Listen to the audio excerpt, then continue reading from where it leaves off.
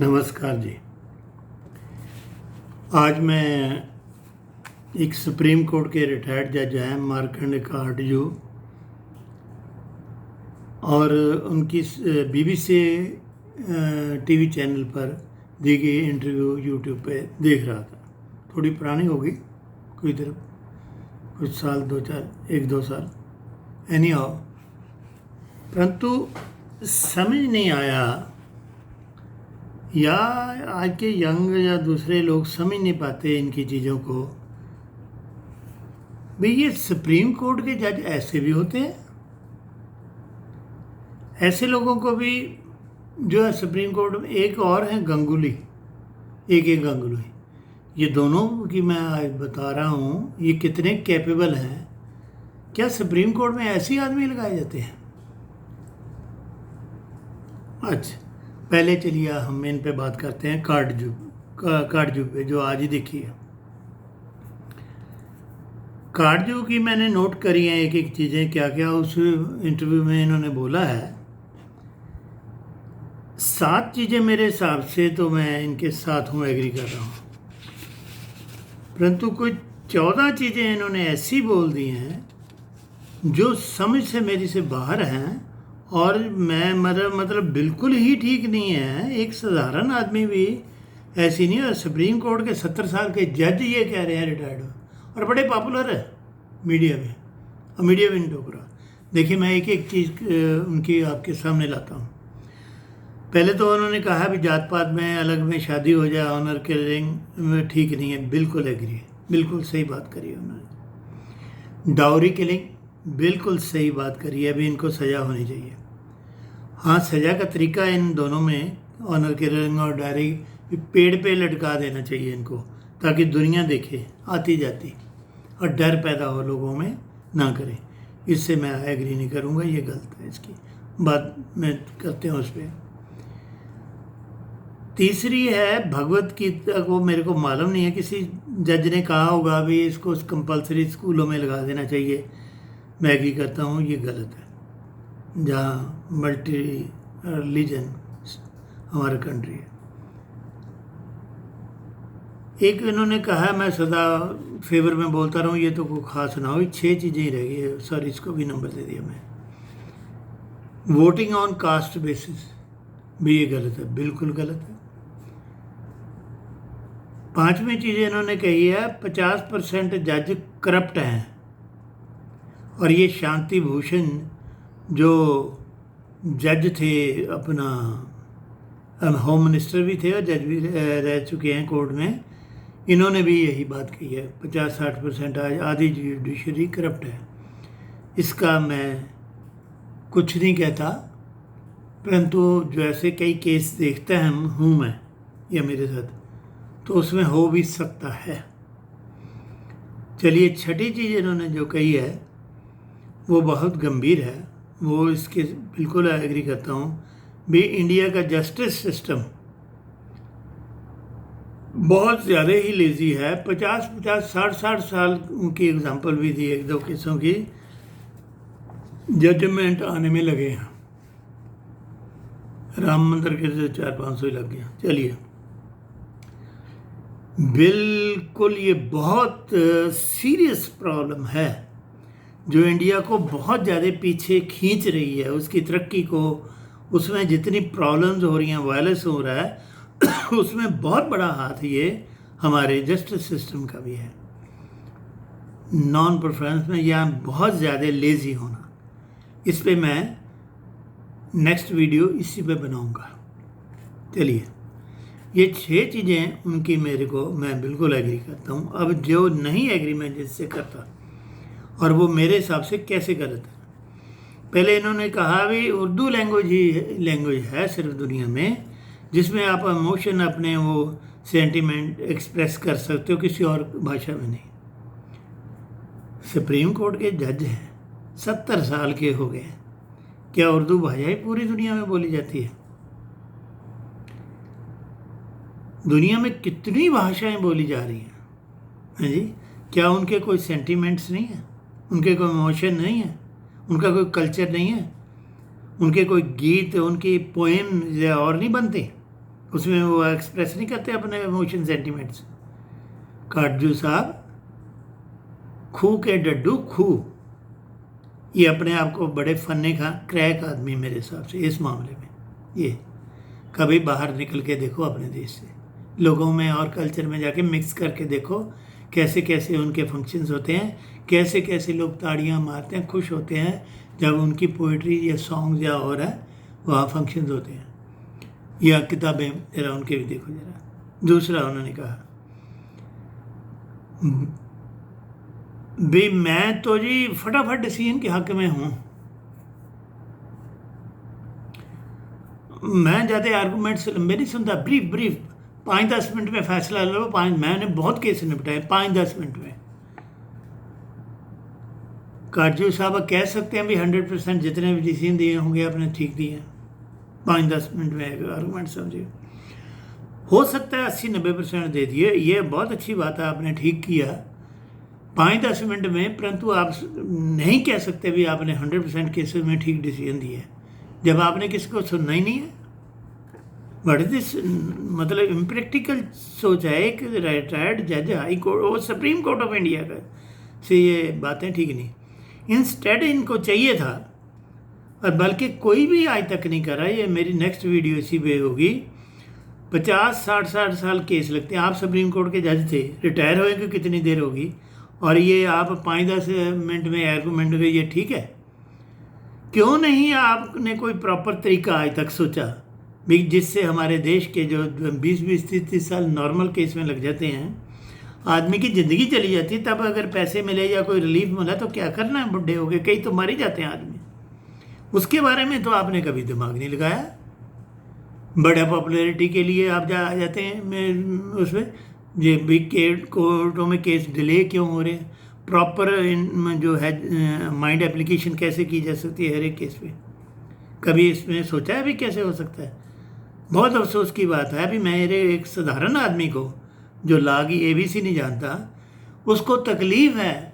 हिंदुस्तान बहुत पीछे, मैं बताऊंगा ये laziness of justice system of India से क्या क्या नुकसान और कंट्री को हो रहे हैं, और कितना इकोनॉमिकली हम पीछे जा रहे हैं, और उसका मैं एज ए लेमैन जो भी बता सका सलूशन भी बताऊंगा। करोड़ों केस जो पेंडिंग है, कैसे 5-10 साल में लाके नॉर्मल विद इन 6 मंथ्स और मैक्सिमम ईयर हर केस में जस्टिस मिल सके। चलिए, और ये साहब उस पर दिमाग नहीं लगाते, वैसे बहुत अपने आप को समझदार सुनते हैं, ना अपने टेन्योर में ना उसके बाद, करने वाला ये काम था इनके। तीसरा इन्होंने कहा जी जो ऑनर किलिंग और डॉरी किलिंग है, उसमें हमारे देश में भी पेड़ों पे लटका देना चाहिए फांसी, जब इनको हो कुछ दिन पेड़ों पे लटकते रहें ताकि लोग आते जाते देखें और डर पैदा हो, ताकि लोग ऐसा ना करें। ठीक है, होता है डर, नो डाउट, ऐसा अरब कंट्रियों में औरों में देखा है, वीडियो मैंने। परंतु क्या समझते हैं आप बच्चों पे क्या असर होगा, लेडीज़ पे, यंग बॉयज़ एंड गर्ल्स पे, जिसकी सेंसिटिविटी बहुत तेज होती है? ये क्या अच्छी चीज़ है? ये नॉनसेंस बात लगती है मेरे को, बिल्कुल गलत है।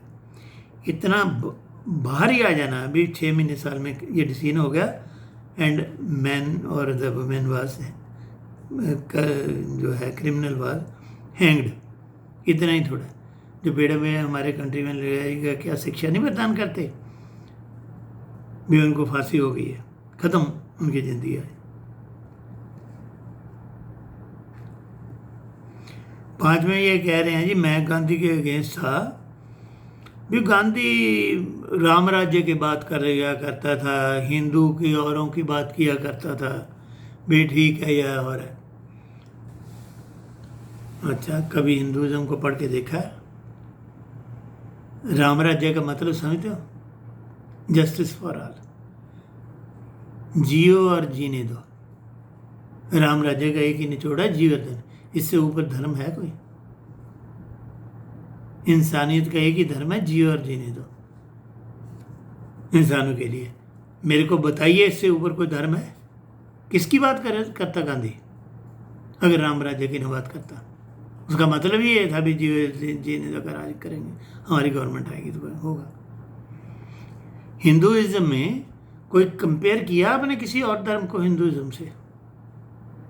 भी हिंदुइज्म में क्या इम्प्रैक्टिकल है, क्या नॉन साइंटिफिकली नहीं है, या क्या है? कभी रामायण गीता को या महाभारत को या वेदों को आपने औरों धर्मों से कंपेयर किया? भी राम राज्य की बात ना करता तो किसकी बात करता? क्या कहता भी हमारा राज्य, अगर हमारा राज्य होगा अंग्रेज चले जाएंगे तो कैसा होगा? कैसा मेरा सपना, हमारा कैसा राज्य होना चाहिए? कभी कंपेयर करके उस पर बात करा करें। हिंदुइज्म के बारे में लगे रहते हैं भी ये तो लावारिस धर्म है, जो मर्जी खिलाफ बोली जाओ। कैसे कभी ऐसी बात आपने किसी और धर्म को पढ़ के करके देखिए, आपको सारा कुछ ठीक लगता है इस्लाम का? ये बुर्का प्रथा, ये 3 तलाक, ये हवाला, ये और चीज़ें बहुत सारी ठीक लगती हैं? कभी बोलने की जरूरत करी है? बड़ा इजी लगता है। गांधी को के अगेंस्ट है जी, राम राज्य क्यों कहा? What is this nonsense? ये टोटली फुलिशनेस है। जो गांधी का नॉन कोऑपरेशन टूल था वो बिल्कुल कोई काम का नहीं था, उससे कोई आज़ादी नहीं मिली। अच्छा जी, कोई नहीं आज़ादी नहीं मिली आपको। ये आज़ादी की मूवमेंट मैं कहता हूँ बहुतों ने, मैं नहीं कहता भी अकेला गांधी ने आज़ादी ली के दी है, उसमें हमारे सुभाष चंद्र बोस का भी बहुत बड़ा रोल है, उसमें हमारे शहीदों का, भगत सिंह, राजगुरु सुखदेव का, चंद्रशेखर आज़ाद का, ये तांत्या टोपे, रानी लक्ष्मीबाई, महाराणा प्रताप, शिवाजी मराठा, पता नहीं कितने कितने लोगों ने इस देश को गुलामी से बचाने के लिए काम किए हैं। बहुत है, हजारों। मंगल पांडे हैं। तो परंतु आज़ादी की लड़ाई जो अब के एक तो 1857 में शुरू हुई थी, एक जो अब हुई थी, किसने शुरुआत की थी? गांधी ने कह रही थी ना, अफ्रीका से आके, साउथ अफ्रीका में जो उसके साथ हुआ था। लीड कौन कर रहा था? गांधी। आप कह रहे हैं नॉन कोऑपरेशन कोई टूल नहीं है, ठीक है भी, आप बता रहे थे लड़ाई टूल है। सुभाष चंद्र बोस ने लड़ाई की रही है, नो डाउट, अच्छा किया है, परंतु क्या हर जगह में लड़ाई टूल है? जो एक आदमी एस्टेब्लिश्ड है, ताकतवर है, हथियार है, फौज है, आप नए उठते हो, जब मर्जी क्रश कर दे। आज तक तो पाकिस्तान से फौज से इन लोगों ने आज़ादी नहीं ले सकी, क्योंकि फौज के पास गोली है, फौज का रूल चलता। आपको दिखाई नहीं दे रहा पाकिस्तान में? ले ली आज़ादी, आज तक चल रहा। बहुत ज़्यादा इंडिया सपोर्ट करेगा तब आज़ादी मिल सकती है। कभी लड़ाई नहीं, नॉन कोऑपरेशन भी काम करती है। और आपको पता है अंग्रेजों ने को कब प्रॉमिस करना पड़ा आज़ादी का गांधी को? जब जापान चढ़ाई करके आ रहा था ब्रिटिशर्स पे, और सिंगापुर वगैरह और जगह हरा दिया। जापान जब चढ़ाई करके आ रहा था, हमारे नागालैंड तक आ रहे थे, तब इनके वहाँ फौजें हार चुकी थी, जापान तगड़ा हो चुका था, और यहाँ इनके पास इंडियन लोगों की आर्मी थी, अंग्रेजों के पास। तब इन्होंने कहा था, हम इंडियन आर्मी को भी कह रहे हैं भी आप नॉन कोऑपरेट करिए इससे। तब गांधी को बुला के एक एग्रीमेंट किया और ब्रिटेन में उसको अनाउंस किया पब्लिकली भी हम प्रॉमिस करते हैं भी जापानियों के साथ हमें लड़ने दीजिए, इंडियन लोगों को हमारे बागी ना करवाइए, नहीं तो जापानी खा जाएंगे आपको भी, हम तो भागाएंगे आपको भी खा जाएंगे, तो प्लीज़ लड़ने दीजिए, हमारा प्रॉमिस हम लिख के दे रहे हैं आपको। लड़ाई के बाद फौरन इतनी देर में ये कंट्री छोड़ जाएंगे, आप आज़ाद हो जाएंगे। ये नॉन कोऑपरेशन ही है था भाई, हम आपके साथ कोऑपरेट नहीं करेंगे, आपकी फौज के लड़ने के लिए अपने लोगों को कह रहे हैं ना कोऑपरेट करें जापानियों के खिलाफ लड़ने के लिए, अंग्रेजों को। और क्या थी? पता नहीं कहाँ से ये हिस्ट्री पढ़ते हैं डफरा। 7वां जो इनकी गलत बात लगी, कहते हैं जी मोदी की और मनमोहन सिंह की परफॉर्मेंस एक जैसी ही है। अच्छा, कभी कंपेयर किया है? उनके घोटालों का नंबर देखा है जरा मनमोहन सिंह सरकार में 10 साल में? और कितने कितने मैगी जो लाखों लाखों करोड़ के कितने घोटाले हो गए मोदी सरकार में, कितना कि राहुल गांधी ने चला लिया चोर चोर, सुप्रीम कोर्ट में जाकर क्या हुआ, सारे के पेपर मोबाइल क्या हुआ। इनका कांग्रेस का ही वो चीफ जस्टिस बेटा था, चीफ मिनिस्टर का चीफ जस्टिस जो थे, दलाले थे मोदी के खिलाफ वर्डिक्ट। गुजरात में इल्ज़ाम लगाए थे, फ्री हो गए नहीं मोदी, कि सारी जुडिशरी खरीद ली मोदी ने एज चीफ मिनिस्टर। तुम सेंटर में मनमोहन सिंह की सरकार प्राइम मिनिस्टर होते हुए जुडिशरी नहीं खरीद सकते थे, उसने एज ए चीफ मिनिस्टर खरीद ली, गुजरात में बरी कर दिया गया उसको। क्या नॉनसेंस है। अभी मनमोहन सिंह के रूल भी और उसमें एक जैसी परफॉर्मेंस है, एक जैसी बेकार है मोदी गवर्नमेंट। ये बातें करनी आसान है, ज़रा कुछ करके तो दिखाओ। कहो तो मैं क्लेम करो ना बैठ करके, मेरे को ये दे दीजिए गवर्नर बना दीजिए, कहीं गवर्नर आए मैं करके दिखाता हूँ। बातें करनी बड़ी, क्रिटिसिज्म नुक्स निकालना बड़ा आसान है, करके दिखाना बड़ा मुश्किल होता है।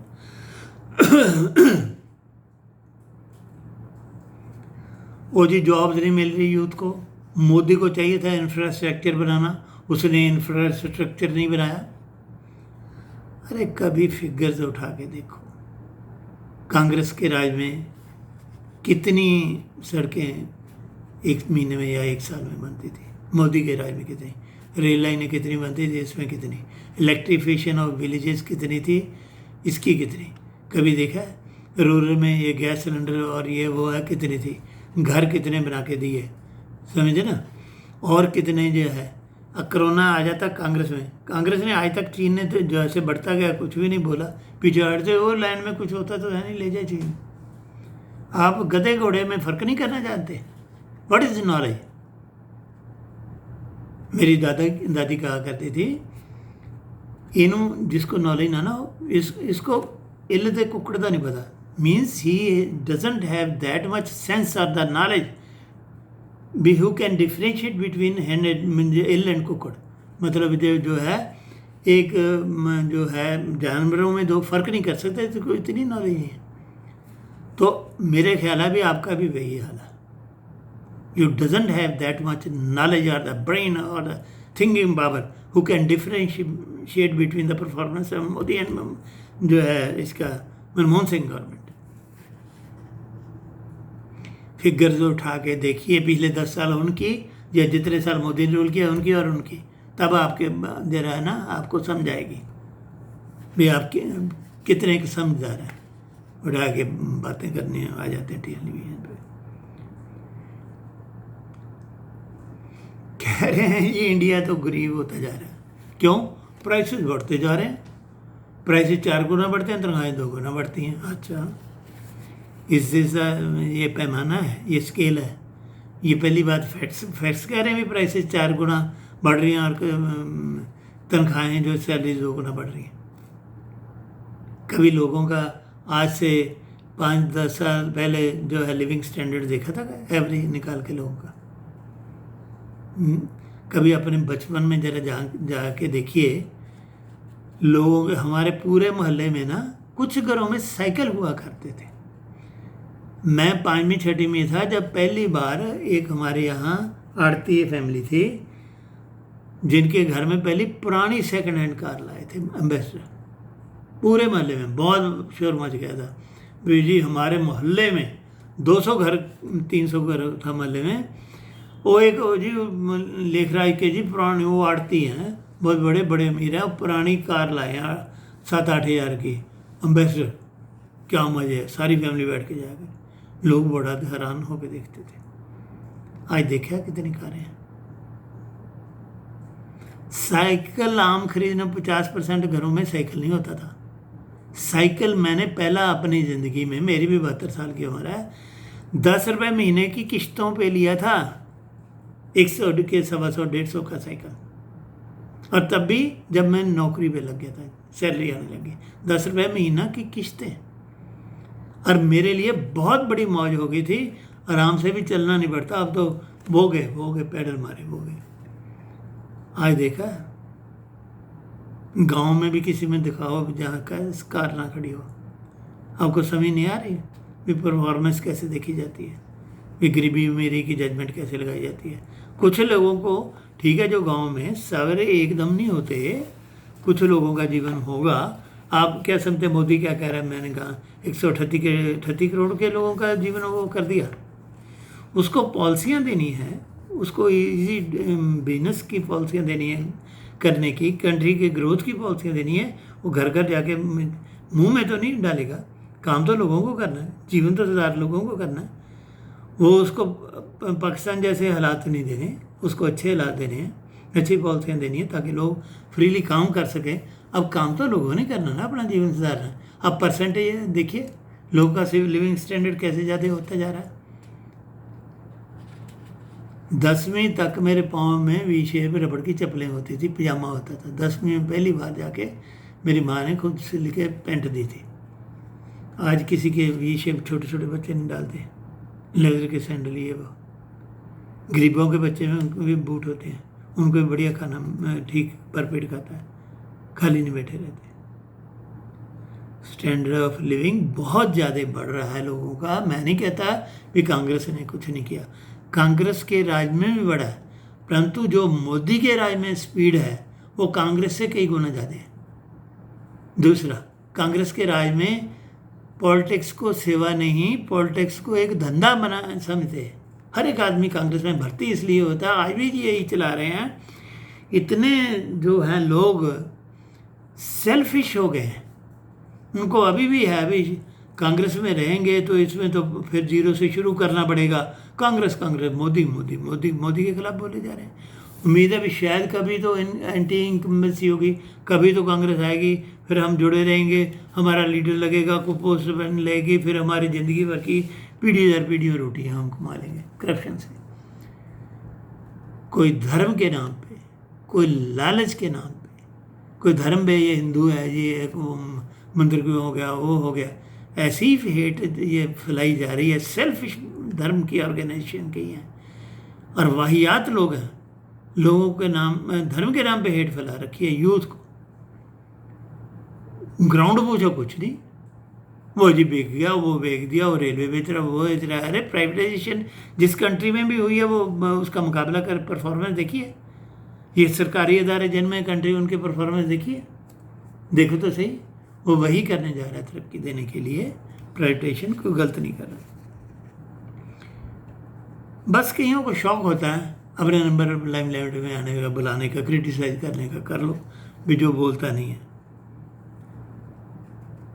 फिर ये एक आइडिया दे रहे हैं जी, इंडिया पाकिस्तान और बांग्लादेश को एक जगह हो जाना चाहिए, जैसे ईस्ट और वेस्ट जर्मनी एक हो गए थे। अच्छा जी, आप लोगों ने आ गया, आपको पता चलेगा भी क्यों नहीं हो सकते और या कब होंगे, कैसे होंगे, क्या क्या बैकग्राउंड है। Modi is doing very well in this direction. कभी उसके फेवर में भी बोल के देख लिया करो, ये बातें पब्लिक में बोलने वाली नहीं है, but he is doing what ever he could have done the best.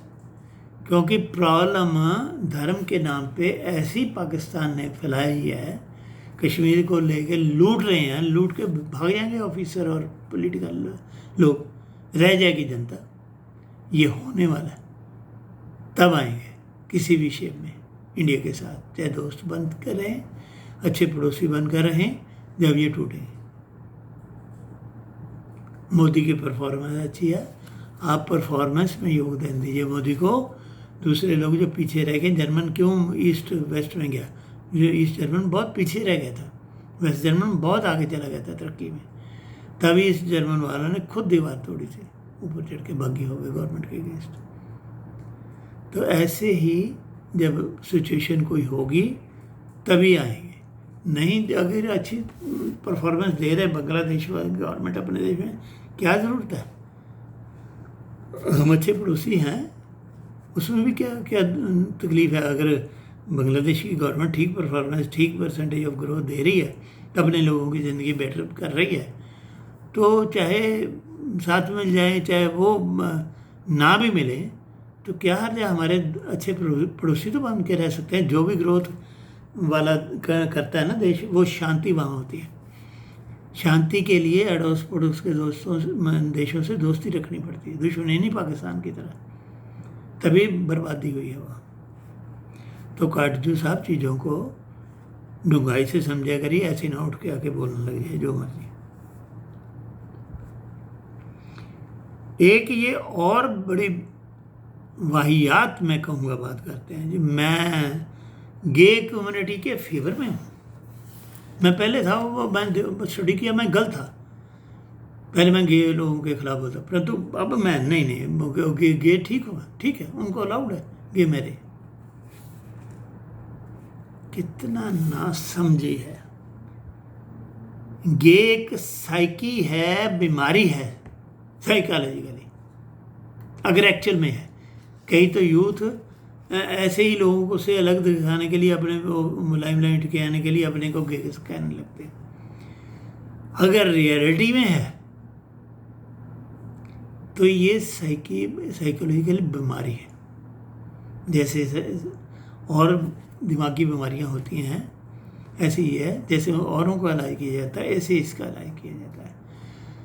What is against nature, कोई आदमी भी नेचर के अगेंस्ट वो आपको नेचुरल नहीं लगता, उसमें कोई चाहे ब्रेन की या कोई प्रॉब्लम है, दैट रिक्वायर्स क्योर। सिमिलरली ये गे जो है थिंकिंग या लाइकिंग, ये बायो प्रॉब्लम है, बायो प्रॉब्लम है, मेंटल प्रॉब्लम है। It requires cure, medical cure, that's all according to me. Last में जहां मेरे को इन पे बहुत ज़्यादा चिड़चिड़ी है, इंडिया में पॉलिटिकल सिस्टम ठीक नहीं है जी, ये काम ठीक नहीं कर रहा, ये बिल्कुल ठीक नहीं है। इसको ठीक करने के लिए ना टोटल रेवोल्यूशन, क्रांति चाहिए। यूथ को उठ खड़ा करना चाहिए, मार देने चाहिए पॉलिटिशियन, ये गवर्नमेंट को हटा देनी चाहिए। अच्छा, बड़ा जो है आसान है ये कहना, लोगों आगे। कई लोग ना ऐसे क्रैक होते हैं इस आदमी जैसे, ये प्रॉब्लम तो बताएंगे, सोल्यूशन नहीं बताते। But this nonsense making such videos putting on YouTube. आप प्रॉब्लम बता दें, साथ सोल्यूशन भी बताइए ना। समझ लीजिए भी मोदी गवर्नमेंट ये सारे मार दिए गए पॉलिटिशियन, गवर्नमेंट वहाँ वो हट गई, तो क्या सोल्यूशन है जी? गरीबों की गरीबी दूर हो जाएगी, लोगों को इंसाफ मिलेगा, लोग आपस में, ये कंट्री इंटैक्ट रह जाएगा। ये यूथ सारी जाके पार्लियामेंट में बैठ जाए और प्राइम मिनिस्टर ऑफिस में बैठ जाए, प्राइम मिनिस्टर को मार दो या भगवा दो, क्या फिर लोगों का जीवन सुधर जाएगा? बताओ तो सही भी, कैसे सुधरेगा, कैसे होगा? Who will lead, what he will do? क्या जो बताओ ना, जो ये गवर्नमेंट नहीं कर रही वो करेगा जिससे लोगों का जीवन सुधर जाएगा। इस कंट्री में पीस होगी, कारखाने चलने लगेंगे, सबके पास घर होगा, सबके पास गाड़ियाँ होगी, सबके पास खाना होगा, सबके बच्चों को पढ़ाई और सबको मेडिकल सहूलत मिल जाएगी। क्रांति का तो जी क्या बुलशिट के उल्टे पुल्टे सुझाव देता है। ये टोटल क्रैक आदमी है, पता नहीं कैसे ये मीडिया BBC वाले इनको ऐसे क्रैक आदमी को ले लेते हैं। कुछ साल पहले फिर मैं आज उसको भी निकाला, एक इसके भाई हुए हैं क्रैक, वो भी एक गांगुली। ये कांग्रेस वालों के, कुछ खाने पीने वालों के, कोई न्यूज़पेपर वालों ने जी इंटॉलरेंस मोदी गवर्नमेंट आ गई, उसके लिए स्टेज सजाई थी, सुरजेवाला साहब भी बैठे थे। गांगुली रिटायर्ड हाई कोर्ट के जज को बुलाया है कि गांगुली, उसकी मैंने स्पीच सुनी यूट्यूब से निकाल के, जो मर्जी सुन सकता है, ये इसकी भी यूट्यूब पे है, आप निकाल सकते हो। मार्कंडे काटजू की, जिसके खिलाफ मैंने बोला है, रिटायर्ड BBC पे जो इंटरव्यू है, जो मैंने बातें कही हैं जरा सुन के देखिए उनको। मैंने कुछ गलत कहा सुन लीजिए यूट्यूब पे, जिसको भी मेरे को लगता है मैं बहुत हार्श लैंग्वेज बोल रहा हूँ, बिल्कुल गुस्सा, सिस्टम ठीक नहीं, क्रांति कर दो, सबको मार दो, भगा दो लीडरों को। अरे सोल्यूशन बताओ यार, कैसे ठीक होगा? क्रांति तो कर देते हैं, युद्ध करवा लोगे, उससे गरीबों की ज़िंदगी में कैसे उनको खाना मिलेगा, कैसे उनको मेडिकल, कैसे उनके बच्चों को एजुकेशन, कैसे उनको घर रहने के लिए छत कपड़े प्रोवाइड हो गए? इसके लिए सारे कारखाने चलने चाहिए, कैसे चल जाएंगे?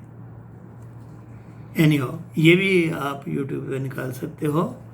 ये गुमगुल से आपकी, वो अनुपम खेर ने उनके बाजे बजाए थे स्टेज में। इनकी मैंने स्पीच सुनी, ये कह रहे हैं जी इसमें कोई एंटी नेशनल नहीं है। जो कन्हैया ने JNU में वो मीटिंग कर रहे थे, वहाँ जो नारे लगे थे, जब तक कि वो बिल्कुल ही सड़कों पे गवर्नमेंट को वो ना हो जाए थ्रेट आ गई, नारे लगाने में क्या वो एंटी नेशनल क्या हो गया? हर सबको बोलने का अधिकार है। भारत तेरे टुकड़े होंगे इंशाअल्लाह इंशाअल्लाह।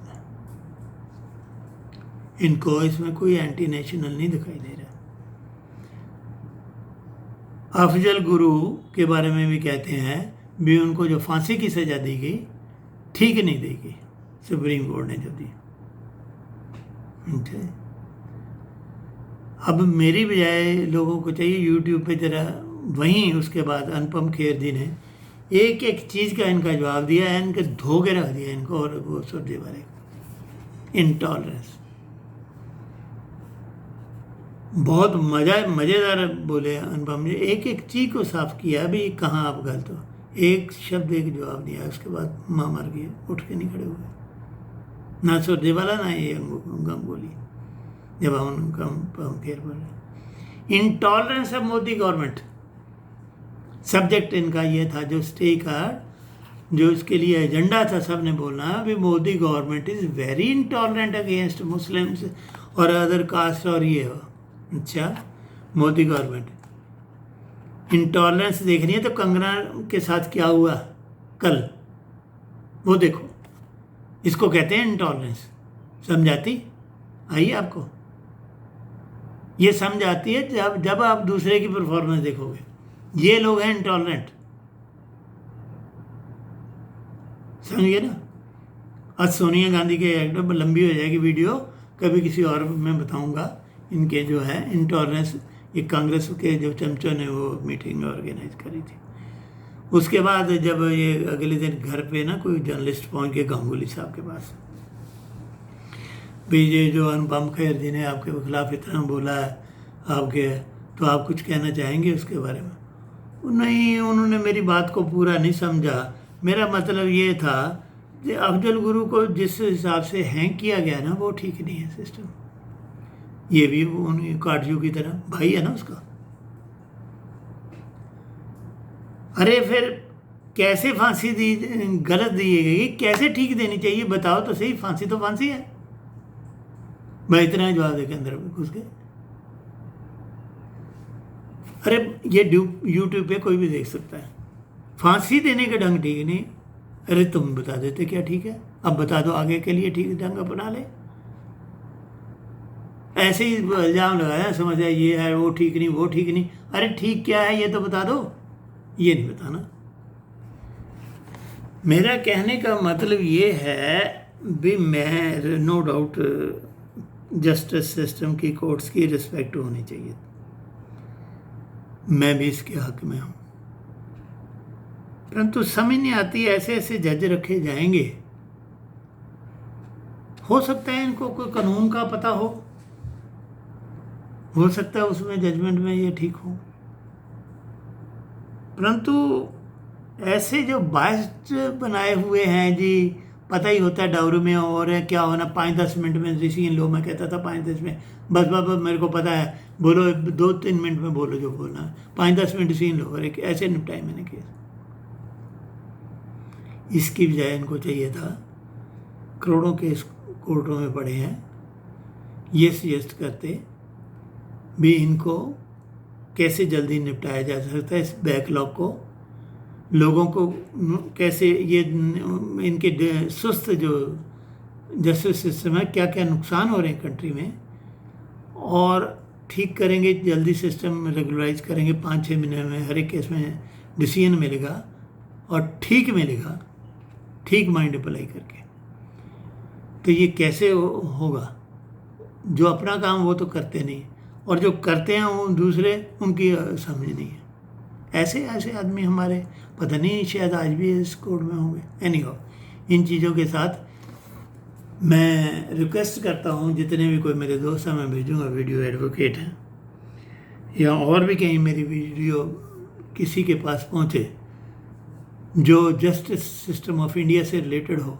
बहुत बड़ा बैकलॉग है, करोड़ों में केस, बहुत मेरे ही खुद के एक केस चल रहा है, 27 साल हो गए, अभी पता नहीं कितने साल लग रहे हैं उसमें जस्टिस नहीं मिलना।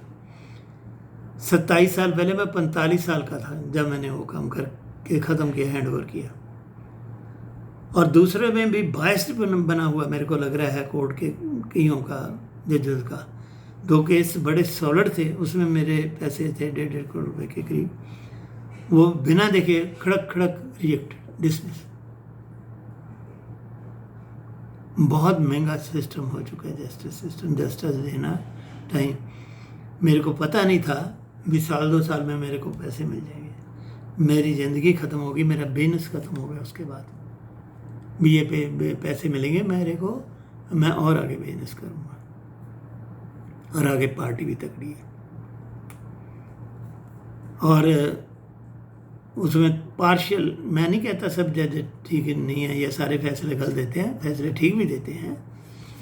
कुछ से 1-2 फैसले मेरे ठीक भी हुए हैं, परंतु 1-2 सब गलत हैं। बाकी एक जो बड़ा था उसको 27 आज तक पता नहीं कब मेरे को वो डिसीजन मिलेगा।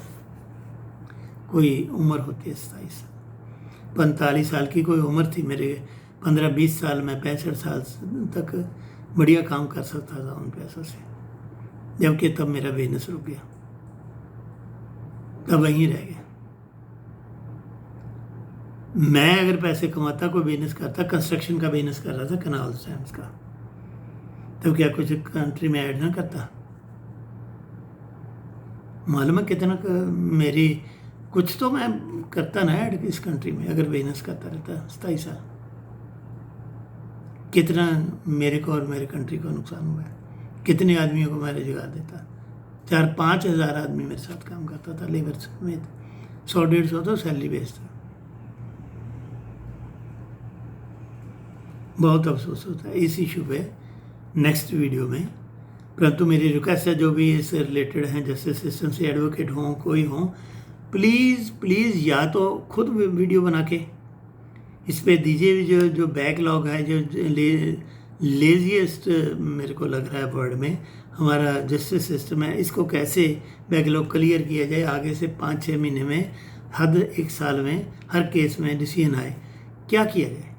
ये या तो खुद वीडियो बना के भेजें, नहीं कोई नहीं कि टाइम है या कोई राय देने चाहते हैं, तो मेरा ईमेल आईडी है vksharma66@hotmail.com। प्लीज़ दोबारा कहता हूँ, vksharma66@hotmail.com। किसी को अपनी बात को सुझाव देना है भी इस सिस्टम को कैसे हम तेज करें, कैसे हर सिस्टम बिना प्रॉपर माइंड एप्लीकेशन के सही डिसीजन उसमें डिलीवरी जस्टिस सही हो, इसको कैसे किया जाए, तो प्लीज़ या तो खुद वीडियो बनाइए या मेरे को इस ईमेल पे सजेस्टेशन भेजिए। नहीं भेज सकते तो मेरा फ़ोन नंबर आप नोट कर लें, 92156153।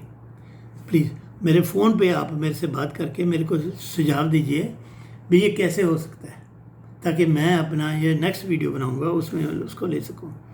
और अगर उनको अपना नाम चाहिए तो मैं उनका नाम भी ले दूंगा भी ये सजेशन उस साहब ने मेरे को दी है। मेरा फ़ोन नंबर है 9215331333। फिर नोट कीजिए 9215331333। दूसरा, देखने वाले सुनने वालों को मैं चाहूँगा भी मेरे को जैसे लोग दूसरे वीडियो में मैं आज तक नहीं कहता था, लाइक और डिसलाइक और या कमेंट्स करिए, ताकि मेरे को पता चले भी मेरी कौन सी बात लोगों को अच्छी नहीं लगती, कौन सी अच्छी लगती है, ताकि मैं आगे उन लाइनों पे अपनी वीडियोस बनाऊं। मैं बनाऊंगा वीडियो, क्योंकि कोई कई जगह से मेरे को अप्रिसिएशन मिल रही है भी आप ठीक बोल रहे हैं। लंबा बोलता हूँ, लंबा वीडियो बनाता हूँ, ठीक, तो प्लीज़ लाइक भी करिए और जो सब्सक्राइब करना है तो सब्सक्राइब भी करिए। Thank you very much. नमस्कार टू ऑल ऑफ यू।